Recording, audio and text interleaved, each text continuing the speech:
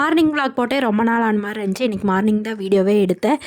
பழனி போயிட்டு வந்ததுலேருந்து எல்லாத்துக்குமே நல்லா ஹோல்டன் காஃப் தான். சரி இன்றைக்கி சாதத்துக்கு செலவரசம் வைக்கலான்னு சொல்லிட்டு ஹோல்டன் காஃப்கெல்லாம் நல்லா இது கேட்கும்.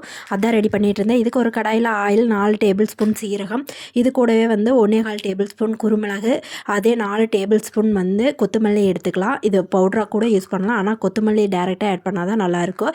கொஞ்சமாக கருவேப்பிலை ஆட் பண்ணிக்கலாம். இது கூடவே 10 பல் பூண்டு ஆட் பண்ணிக்கலாம். பூண்டு கொஞ்சம் நிறையா இருந்தால் நல்லாயிருக்கும். கூடவே வரமிளகாய் 3 ஆட் பண்ணிவிட்டு ரொம்ப கருக விடாமல் அப்படியே அந்த வாசனை வர வரைக்கும் நல்லா சாட்டே பண்ணி இதை எடுத்து ஒரு தனியாக ஆற வச்சு எடுத்துக்கலாம். இது ஆறுற கேப்பில் 10 பல் சின்ன வெங்காயம் எடுத்து நல்லா இடித்து தனியாக எடுத்து வச்சுக்கலாம். 10 பல் எடுத்துக்கலாம், அதுக்கு மேலே எடுத்துக்கலாம். சின்ன வெங்காயம் நிறையா சேர்த்துக்கிட்டோன்னா டேஸ்ட் ரொம்பவே நல்லாயிருக்கும். இந்த மசாலா நல்லா ஆறுனதுக்கப்புறம் கொஞ்சமாக தண்ணி ஆட் பண்ணி நல்லா பைன் பேஸ்ட்டாக அரைச்சி எடுத்துக்கலாம்.